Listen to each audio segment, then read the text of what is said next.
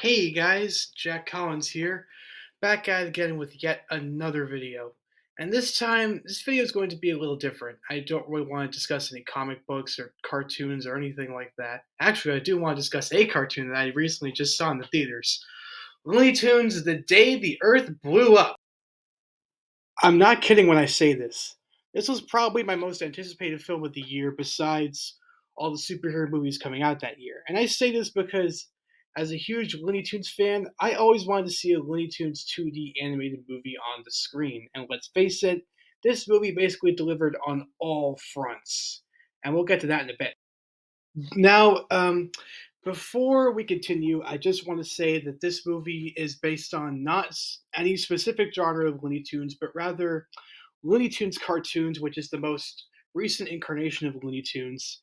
And I think that was the best the Looney Tunes have ever been in years because of how, unrestrained the series is when it comes to slapstick and, well, the occasional, gross out moment. But you know what? It's not enough gross out to, like, make you puke, but it's gross out that's, like, just briefly there and then it's over with and then it gets back to the slapstick. But we're not here to talk about that. We're here to talk about the movie based on it, which is kind of like Wacko's Wish in a way because the series kind of ended a couple months before the movie began production.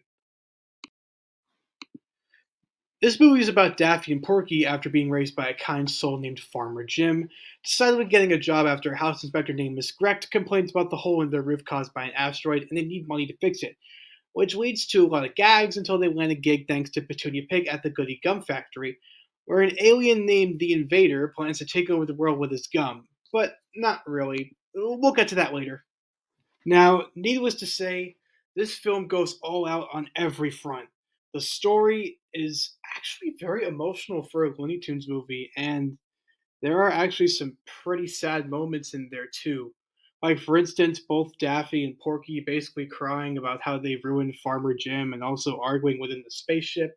There's also a lot of really good, fast slapstick gags well, and a whole lot of just funny stuff in general that a Looney Tunes movie should have. And I gotta admit, props to Eric Bauza and Candy Milo for doing most of the heavy voice work as Daffy, Porky, and Petunia, respectively. But I gotta say, I loved Peter McNichol the most as the Invader. He just had so much unbridled energy within that character. And every time he was on screen, I was laughing my butt off. I mean, this guy is hilarious as a main villain. And speaking of the Invader himself, I really like the twist that like the Invader himself isn't really like in it to rule the world or anything. He just wanted to save the world to bounce the asteroid off of uh, off of the moon, off of the Earth. I say I can't believe it's not the moon. But anyways, and he basically just wanted to do good at the end of the day. It's not like he wanted to take over the world or anything like that. It's not like he's like, Marvin or something where it's like he has a bunch of weaponry. He even outright says in the film that he is not that kind of alien when the scientist actually questions like, do you have any guns or anything to destroy the meteor?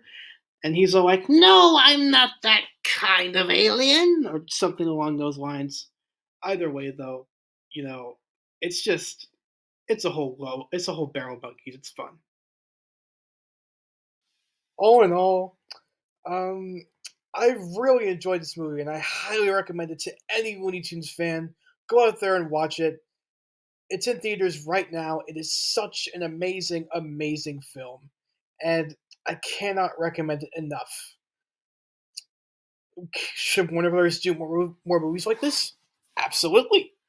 I feel like they should do more movies like this, and I really hope it just goes to show the higher ups that, we need more movies like this one, We don't really want to see the Looney Tunes of basketball players or celebrities, or anything that overshadows them, just the Looney Tunes being the Looney Tunes. So, all in all, I give this film 5 inflated Daffy asses out of 5. Yes, that actually happens in the movie. But for now, this is Jack Collins signing off. That's all, folks. Do me a favor, like and subscribe, will ya? Do it for Porky. A Daffy? Don't you mean do it for Jack? Oh, yeah, right. Just do it for the guy making this video.